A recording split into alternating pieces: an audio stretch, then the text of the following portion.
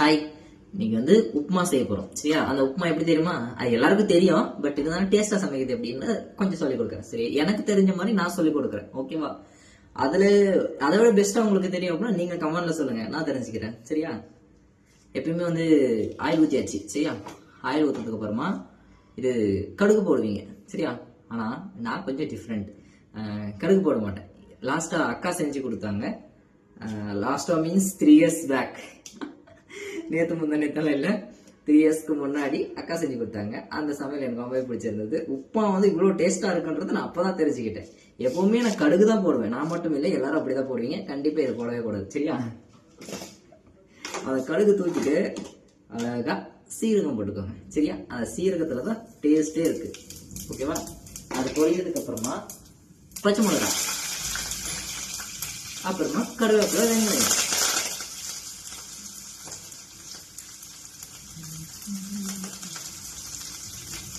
வேற லெவல்ல இருந்துச்சு தெரியுமா? அவங்க சூப்பரா செஞ்சு கொடுத்தாங்க. இந்த மாதிரி சட்டி நான் தான் வாங்கிட்டு போய் கொடுத்தேன். அந்த சட்டியில செஞ்சு கொடுத்தாங்க. என்னதான் இருந்தாலும் அவங்க ஈயத்துல செய்யறதுக்கு சட்டியில செய்யறதுக்கு எவ்வளவு டிஃபரெண்ட் இருக்கு தெரியுமா?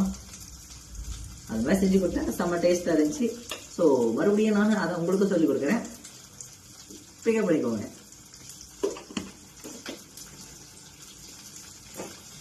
என்ன தெரியுமா டைம்? 11:22. எந்த டைமுக்கு நான் சமைக்கிறேன் பாத்தீங்களா? ஏன்னா ஆல்ரெடி நான் நல்லா தூங்கி எந்திரிச்சிட்டேன். ஈவினிங் 6 o'clock தூங்கி 9 o'clock எந்திரிச்சிட்டேன்.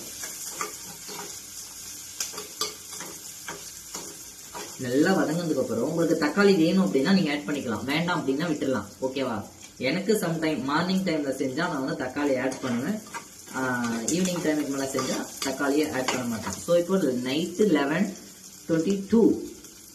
இன்னமும் 22 இருக்கு. 11:22 அப்படியே இருக்கு.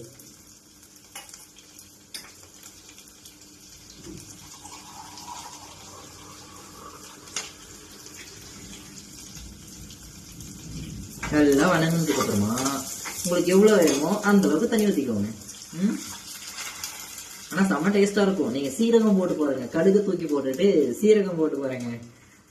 லாஸ்டா 3 yearsக்கு முன்னாடி அக்கா செஞ்சு கொடுத்தாங்க. செம்ம டேஸ்டா இருந்துச்சு.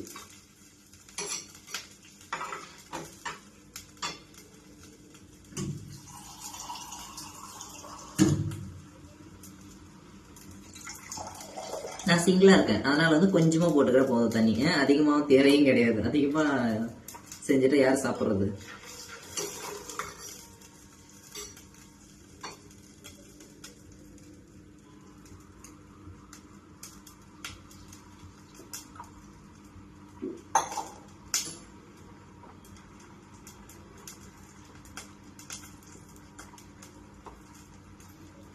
அதுக்கப்புறம் கொத்தமல்லி. சரியா? இந்த கொத்தமல்லி தலையை மேலாக இருக்கிற தலையை இப்போ தூவி விட்டுக்கோங்க. சரியா? அந்த அடி தண்டு இருக்கு பாத்தீங்களா? அந்த தண்டை கட் பண்ணி வச்சிருப்பீங்க இல்லையா? எல்லாம் கட் பண்ணி வச்சுக்கணும். சரியா? ஆல்ரெடி அதுக்கு முன்னாடியே இதோ இந்த மாதிரி தண்டு இருக்கு இல்லையா? இது வந்து லாஸ்டா செமையா இருக்கும். அப்போ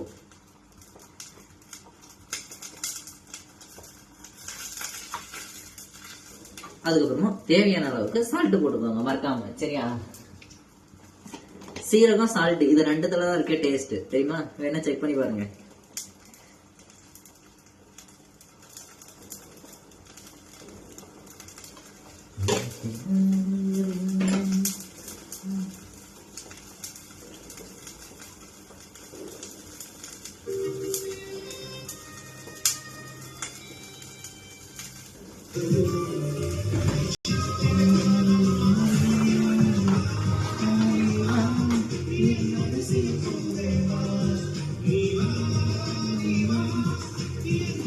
புழுங்கல் அரிசி ரவை,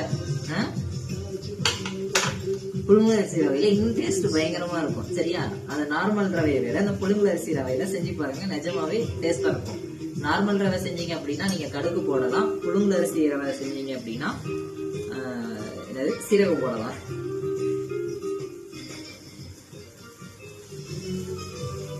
தண்ணி கொதிச்சிருச்சு. ஆல்ரெடி வெங்காயமும் வதங்கியாச்சு. ஸோ நம்ம தாராளமாக போட்டுக்கலாம், ஒன்றும் பிரச்சனை இல்லை.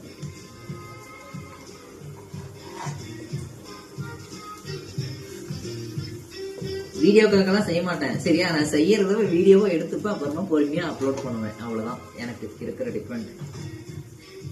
வீடியோ எடுக்கணுன்றதுக்காகலாம் இருக்கிறது இல்ல.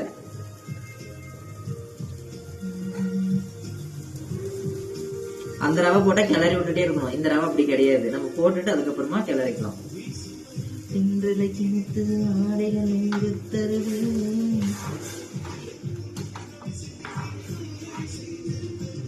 கொஞ்சம் தண்ணி ஓவரா போயிடுச்சோ, ஓவரா தான் போயிடுச்சு. இப்போ ஓகே.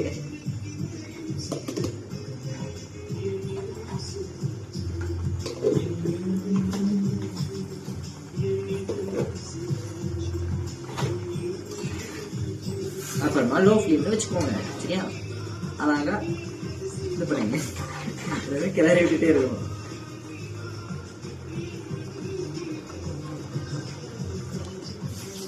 உப்பு கொஞ்சம் கம்மியா இருக்குது,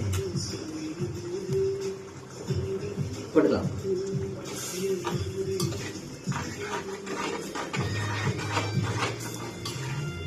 நான் அடிக்கடியெல்லாம் செய்ய மாட்டேன், ஏன்னா எனக்கு ரவை பிடிக்காது.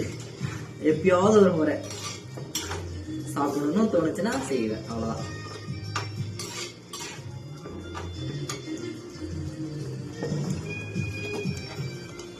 நீங்க வந்து இதுல வந்து எக்ஸ்ட்ரா வந்து டொமேட்டோ ஆட் பண்ணிக்கலாம். அதை விட்டுட்டா மஞ்சள் அதை லைட்டா ஆட் பண்ணிக்கலாம் சரியா.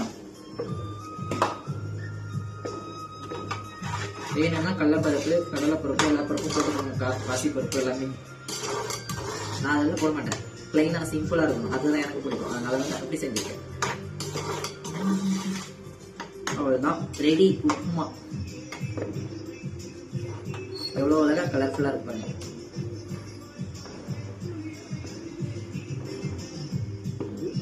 இப்ப சொன்னோம் இல்லையா, கொத்தமல்லி தண்டு, ஐ மீன் அந்த இலக்கு கீழே இருக்கலையே, அந்த தட்டுல லைட்டா தூவி விட்டுக்கணும். ஏன்னா இதுலயும் கொஞ்சம் டேஸ்ட் கொஞ்சம் நல்லா இருக்கும். எங்க அம்மாக்கெல்லாம் கொத்தமல்லி தலை போட்டா பிடிக்காது. வீட்டுக்கு போனாலும் கொத்தமல்லி தலை போட்டு செய்ய மாட்டேன், இங்க மட்டும்தான்.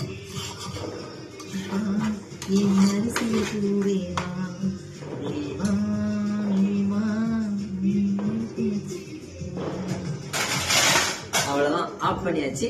2 minutes க்ளோஸ் பண்ணலாம், அவ்வளவுதான், சிம்பிள் சரியா. ரொம்ப கஷ்டப்பட வேண்டிய அவசியம்லாம் எதுவுமே கிடையாது,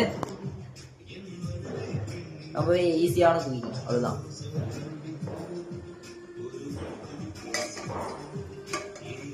சரியா பச்சா. எந்த ஒரு திங்ஸ் நீங்க எத்தனை பேர் இருக்கீங்களோ அதுக்கு தகுந்த மாதிரி அட்ஜஸ்ட் பண்ணி போட்டுக்கோங்க சரியா. அவ்வளவுதான், முடிஞ்சு, சிம்பிள். ஓகேவா. ஃபர்ஸ்ட் வந்து சொல்றேன், ஆயில் போட்டுட்டு சீரகம் போடுங்க, கடுகு போடாதீங்க சரியா. சீரகம் போட்டதுக்கு அப்புறமா வெங்காயம், பச்சை மிளகாய், கருவேப்பிலை, நாலாச்சா. அதுக்கப்புறமா வணக்குங்க, நல்லா வணக்கிட்டு அதுக்கப்புறம் லைட்டா இன்னும் கொஞ்சம் சீரகம் போடணும் சரியா. கொஞ்சமா, அதிகமா கிடையாது, கொஞ்சமா போட்டு அப்புறம் வாட்டர் ஊற்றி நல்லா கொதிக்க வைக்கணும். கொதிக்கிற டைம்ல உப்பு போடணும்.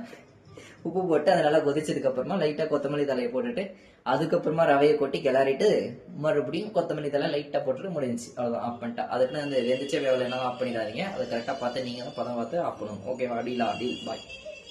ஓகே, எனவே ஹாப்பி சண்டே. Sunday completed. இந்த வீடியோ வந்து பார்ட் 1, 2, 3ன்னு போடுறேன், ஏன்னா ரொம்ப பெருசா இருக்குது. Finally completed. உப்புமா வந்து கம்ப்ளீட்டட், அவ்வளவுதான். பாருங்க, செம்மையா இருக்கு டேஸ்ட். நான் செஞ்ச சாப்பாடாச்சு, எனக்கு ரொம்ப பிடிக்கும். எனக்கு நான் செஞ்சதுனாவே ஸ்பெஷல் தான் எப்பவுமே. ட்ரை பண்ணி பாருங்க மறக்காம சரியா.